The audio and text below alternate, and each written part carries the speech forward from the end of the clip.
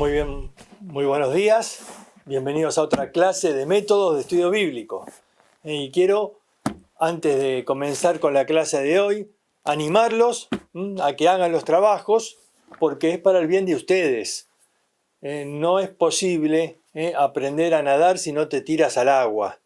Y no puedes aprender a estudiar la Biblia si no te esfuerzas en hacer los trabajos. A ver, por eso estamos haciendo la materia con esta modalidad de un solo día por semana para darte tiempo toda la semana. Los trabajos no son extensos, son muy simples. No importa si los tienes perfecto o no, la idea es practicar. Por eso no los calificamos con nota, sí calificamos la participación, que hagas el trabajo. Pero no con nota por cada trabajo, porque entendemos que es un proceso de aprendizaje. Algunos dicen que le cuesta encontrar la palabra relacionante. Bueno, recuerda que al final del apunte, en la última página, tienes una lista de palabras. Puedes elegir alguna de esas palabras que esté de acuerdo al libro que tienes que estudiar. Así que trata de esforzarte y de hacer los trabajos. Yo creo que es la manera de ir aprendiendo. Te va a llevar 3, 4, 5 trabajos hasta que puedas aprenderlos, a hacerlo bien, a que vayas identificando tus errores y puedas mejorar. Así que quiero animarles, no se queden, les animo a poder cumplir con los trabajos porque es la manera de aprender en esta materia. Muy bien, vamos a orar y pedir a Dios que nos guíe en la clase de hoy. Señor, te damos gracias porque nos has dejado tu palabra y en ella podemos aprender tantas cosas. Y te ruego, Señor, que tú guíes a cada alumno en este proceso de aprendizaje. Y que hoy nos hables y nos enseñes y nos guíes para poder, Señor, entender tu santo libro. En el nombre de Jesús, amén. Muy bien, vamos entonces a continuar con la clase de métodos. Estamos ya en la clase número 4. Y seguimos en esta primera parte hablando de interpretación bíblica. Consejos para poder interpretar claramente la Escritura. Estamos viendo algunos recursos literarios. Ya hemos visto lo que es una comparación, una metáfora, una alegoría, un conjunto de metáforas. También hemos visto acerca de otros recursos como la parábola. Y hoy vamos a ver el simbolismo, los símbolos en la Biblia. Ahora, un símbolo es cuando un ser u objeto visible representa un concepto abstracto e invisible por alguna semejanza o correspondencia. Lo importante es entender que un símbolo puede transmitir en una forma simple y rápida un concepto abstracto. Por ejemplo, usamos símbolos continuamente en la vida cotidiana.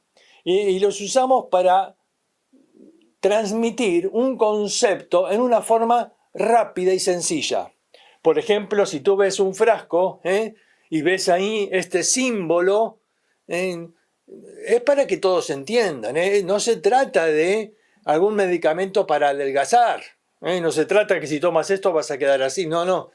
Es una advertencia. No importa qué idioma hables, uno ve el símbolo y ya sabes que este frasco contiene muerte, es decir, esto es un veneno.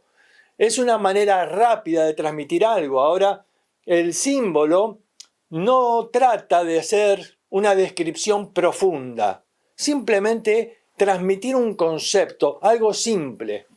Por ejemplo, no se deben analizar detalles, es una representación simple.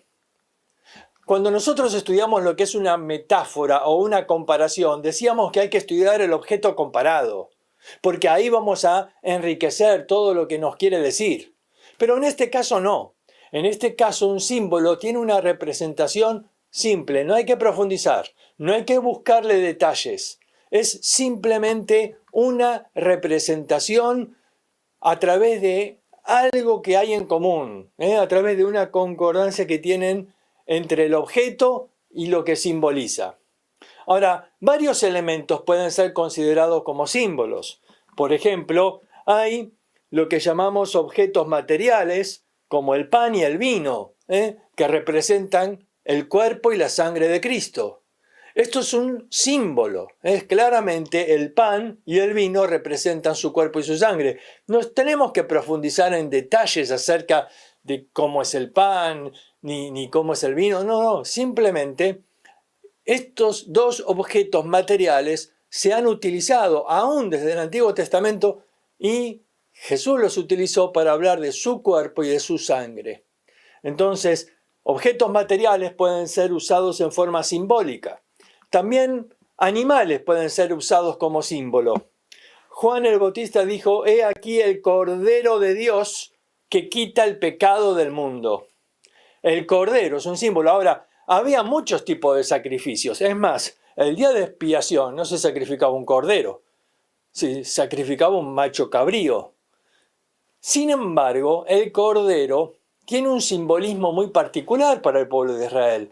Era el animal de la Pascua. Y entonces Juan lo ve y dice: «Este es el Cordero de Dios que quita el pecado del mundo». El Cordero es el símbolo del sacrificio, de ese animal que era ofrecido a Dios y que no oponía resistencia. ¿Te acuerdas? Isaías, como cordero fue llevado al matadero y enmudeció. ¿Ves el cordero, este tipo de sacrificio? También otro animal es el león. El león. Ahora, hay que tener cuidado en no confundir los recursos literarios. Yo he leído por ahí, por ejemplo, que el león puede ser símbolo tanto de Satanás como de Jesús. ¿Por qué? Porque dice 1 Pedro: «Sed sobrios y velad, porque vuestro adversario, el diablo, como león rugiente, anda alrededor buscando a quien devorar». No es un símbolo, ¿de acuerdo? No es un símbolo. Fíjense bien, dice como león rugiente. ¿Cómo? Esto significa que es una comparación. Aquí sí tengo que estudiar el objeto comparado. Pedro está diciendo que tengo que estar atento, velar, porque el diablo ataca como un león rugiente. Y me pregunto, ¿cómo ataca el león? ¿Cómo es que anda alrededor? ¿Cómo es su estrategia? Porque aquí voy a aprender lo que Pedro me quería decir. Así que el león aquí no es un símbolo del diablo, es una comparación usada en este pasaje. Pero el león, ¿de quién es símbolo? Bueno, el león es símbolo de fuerza, es el rey, y por supuesto es símbolo de Cristo. He aquí el león de la tribu de Judá. Es interesante que tanto el cordero como el león son símbolos de Cristo en dos aspectos. ¿Ves? Él iba a venir como rey un día, eso es el león, pero primero vino como cordero. Ahora, estos dos símbolos aparecen ahí en Apocalipsis capítulo 5, pero el concepto que estamos viendo es cómo animales pueden ser usados como símbolos. También personas pueden ser usadas como símbolos. Dice en Zacarías 3:8: «Escucha pues ahora, Josué, sumo sacerdote, tú y tus amigos, porque son varones simbólicos. He aquí yo traigo a mi siervo el renuevo». Fíjense, dice, son varones simbólicos. Josué, el sumo sacerdote, era un símbolo. Jesús iba a ser la realidad. Él es el verdadero.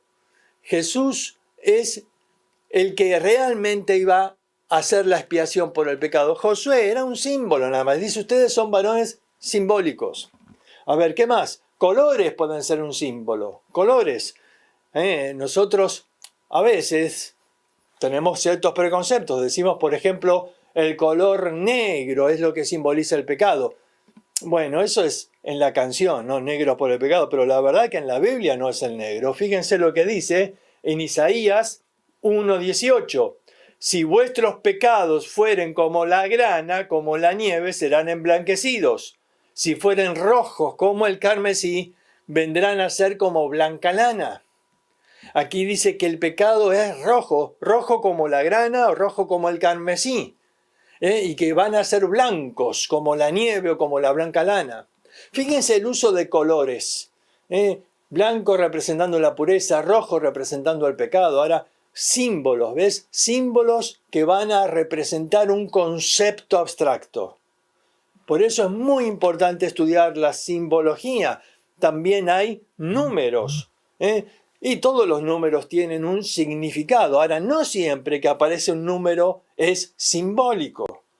cuando dice que son 7 años de tribulación, no es simbólico, son 7 números en forma literal.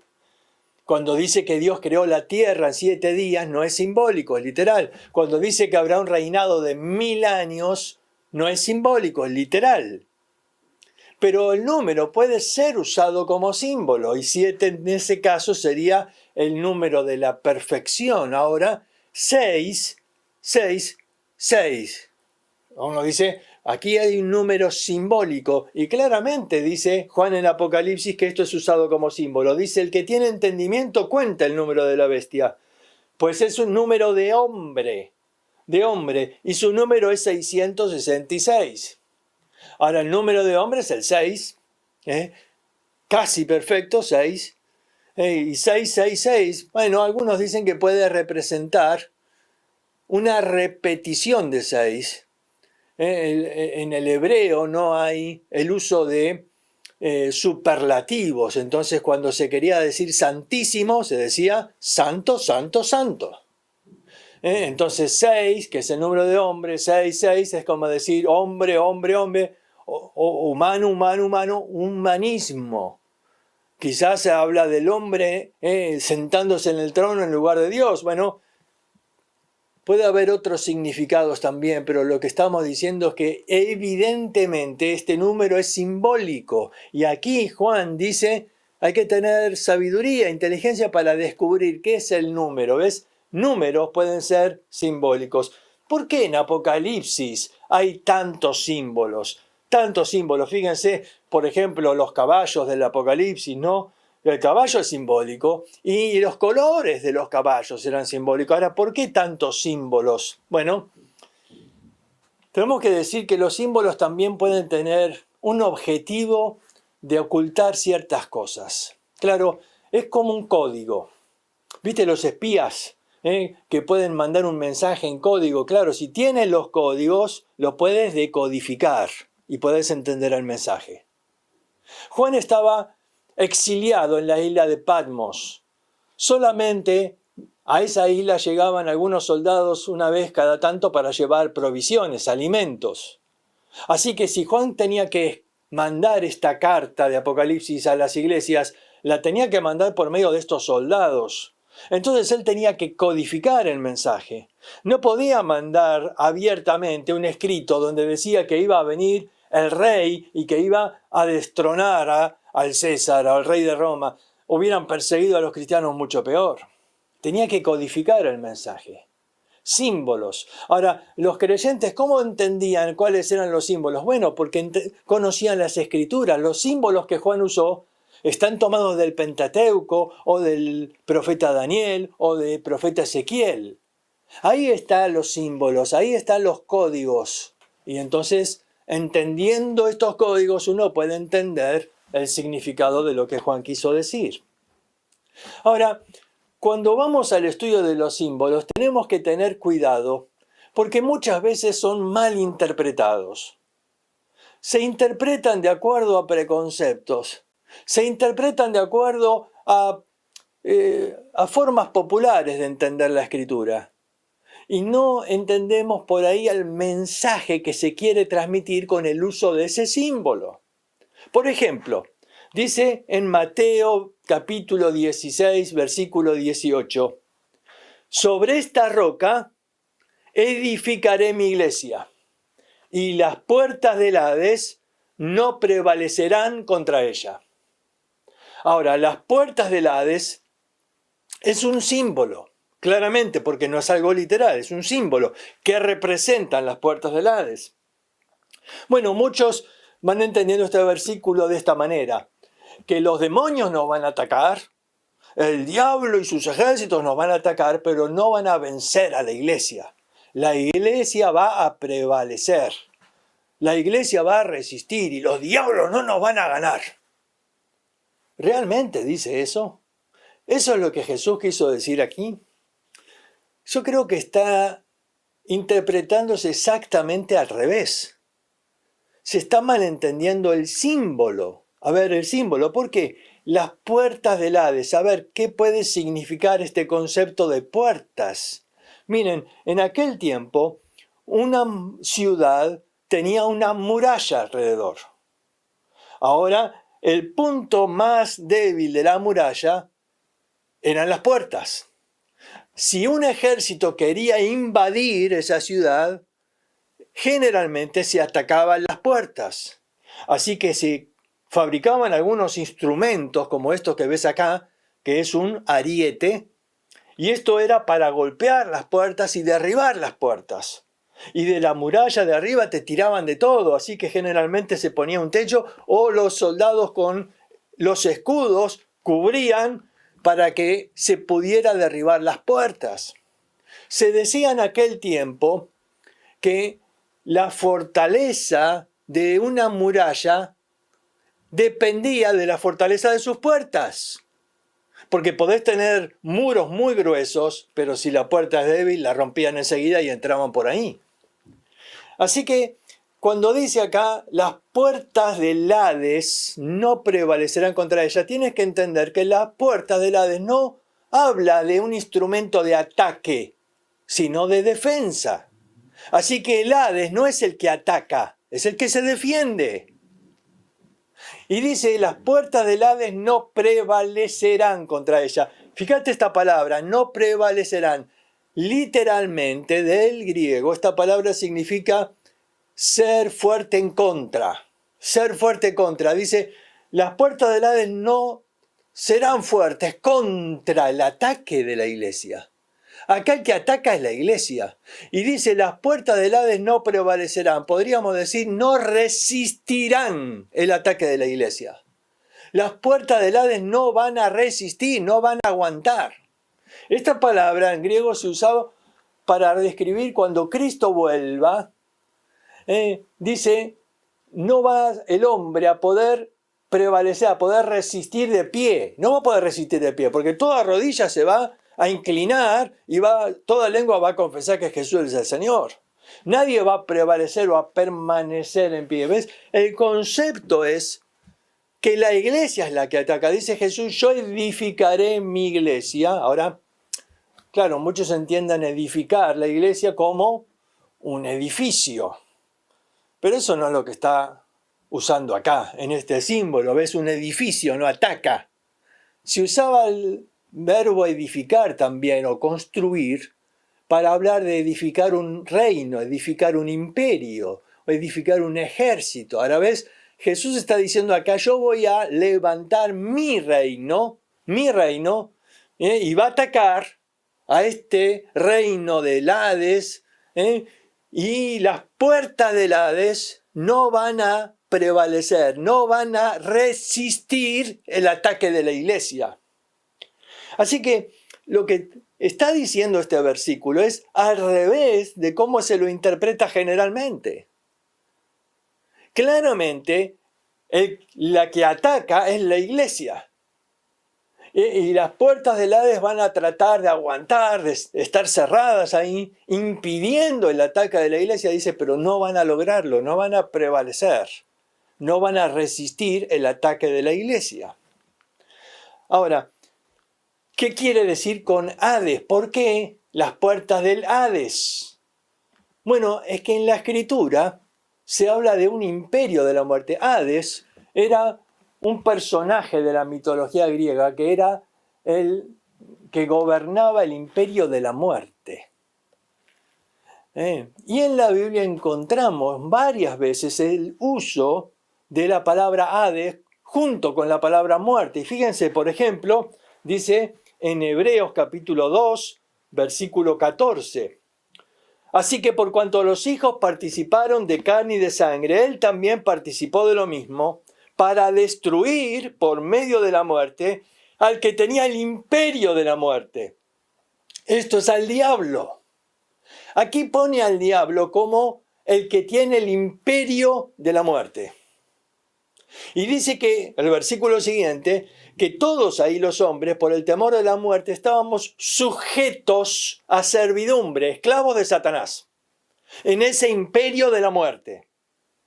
¿Ves? El imperio de la muerte. Ese imperio tiene una muralla y tiene puertas.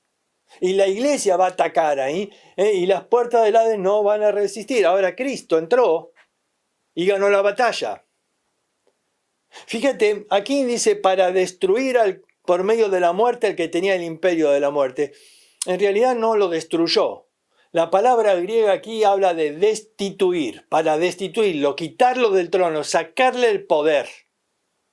En Lucas, capítulo 11, versículo 18 al 22, Jesús habla de dos reinos. Dice, ustedes dicen que he hecho demonios por Beelzebú, pero si fuera así, el reino de Satanás estaría dividido. Él menciona el reino de Satanás. Y dice, pero si yo he hecho demonios por la obra de Dios, sabéis que el reino de Dios se acerca. Ahora, aquí hay dos reinos. Él habló del reino de Satanás, pero ahora habla del reino de Dios. Y después de eso, inmediatamente habla de el hombre fuerte que está ahí gobernando ese reino. Y dice, tiene que venir uno más fuerte, Jesús es más fuerte, y tiene que derrotarle, lo vence, lo ata y le quita sus armas, lo despoja sus armas y reparte sus bienes. ¿Ves? Y aquí está hablando de que Jesús iba a derrotar al que tenía el imperio de la muerte, que lo iba a destronar. Ahora, fíjate, seguí conmigo el relato, porque después dice también en 1 Corintios 15, 55 y 56. ¿Dónde está, oh muerte, tu aguijón? ¿Dónde, oh sepulcro, tu victoria? Ya que el aguijón de la muerte es el pecado. Ahora, dice, ¿dónde, oh muerte, tu aguijón? ¿Dónde, oh sepulcro, tu victoria? Pero la palabra sepulcro en realidad en griego es Hades. Hades, a ver, ¿dónde está Hades, tu victoria? No, dice, ¿dónde está, oh muerte, tu aguijón? ¿Dónde Hades, tu victoria? No pudieron ganar, no pudieron ganar. Cristo venció, ¿ves? Está hablando de que Cristo venció la muerte y el Hades.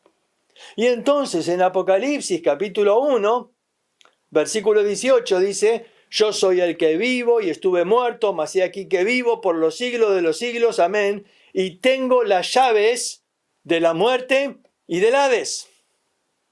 Aquí hay otro símbolo, las llaves.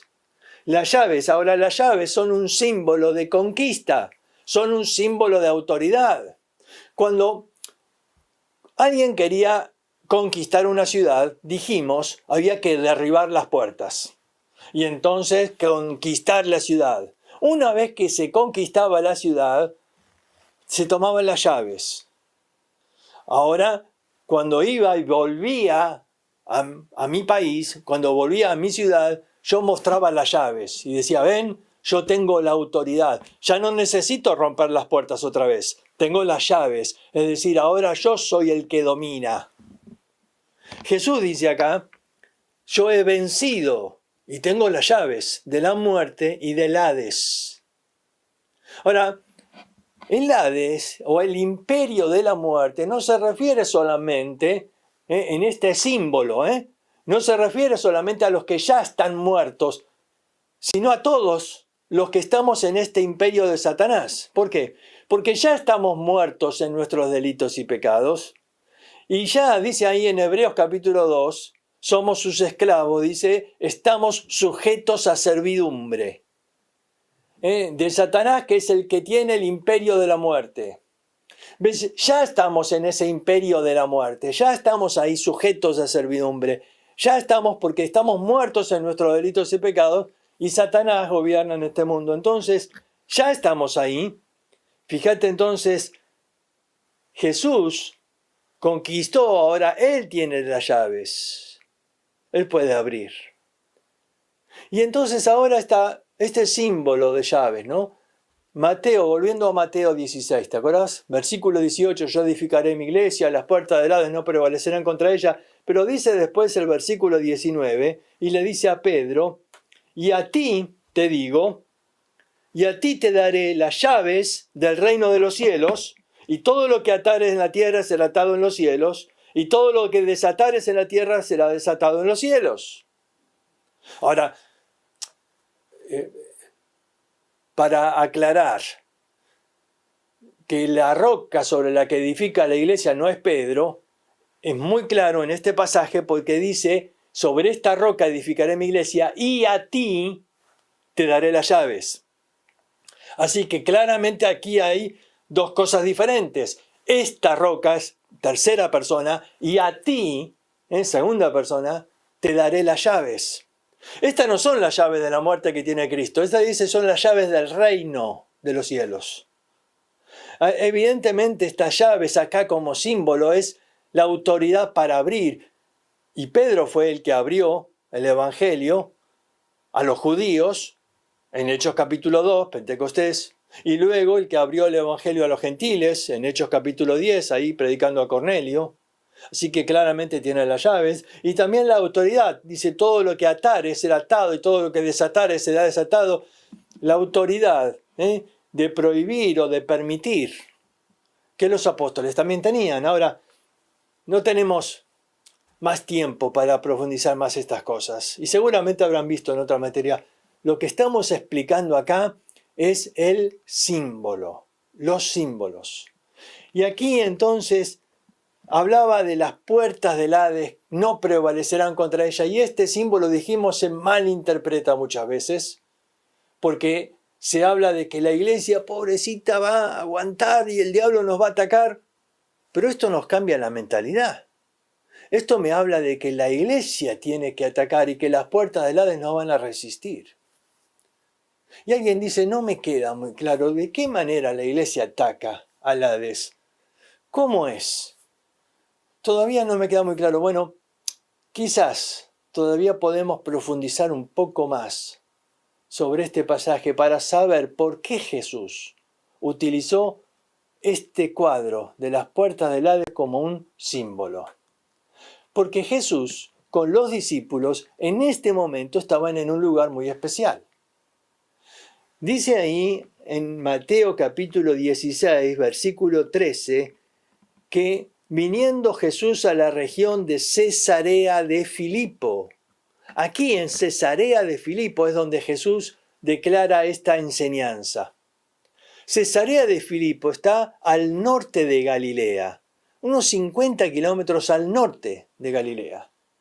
Y es un lugar muy especial que va a dar origen aquí a lo que después se convertirá en el río Jordán.